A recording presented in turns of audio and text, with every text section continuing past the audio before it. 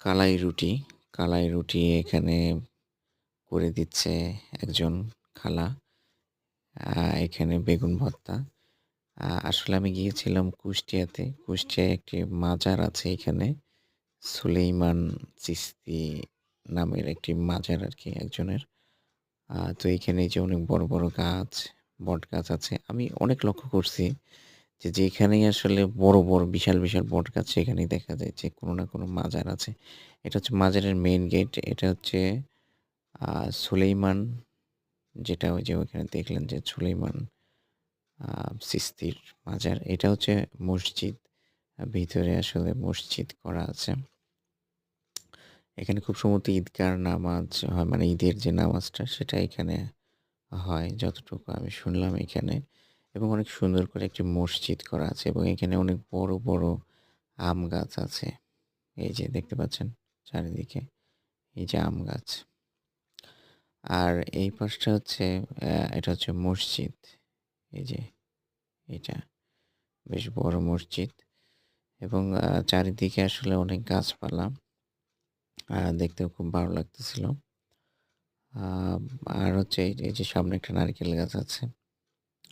গাছগুলো অনেক বড়, বড় আরকি। মানে বয়স অনেক এরকম আরকি গাছগুলো। আর এছাড়াও আ একদম চারিদিকে আপনার রুম করে দেওয়া আছে। দেখলাম। একটু আগালে এইদিকে একটু টিউবওয়েল তারপরে বেশ সাজানো গোছানো আছে আরকি।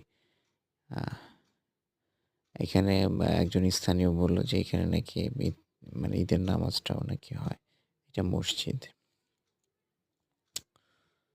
হুম, তারপরে যেটা আছে এই যে এই পাশের যে ঘরগুলো আছে এই ঘরগুলো আসলে কি কাজে উনারা ব্যবহার করে এটা আমি আ জানি না। খুব একটা বেশি সময় পাইনি আমি। আর সামনে যে রুমগুলো আছে ওইদিকে সোজা যে রুমগুলো দেখা যাচ্ছে এই যে আম গাছ দেখেন অনেক বড়, বড় আম গাছ। তো সামনে যে রুম আছে ওইখানে গান চলতেছিল বাউল সংগীত হচ্ছিল। যতটুকু দেখলাম আরকি। তো সবাইকে ধন্যবাদ। নতুন একটি জায়গা আসলে আজকে দেখলাম।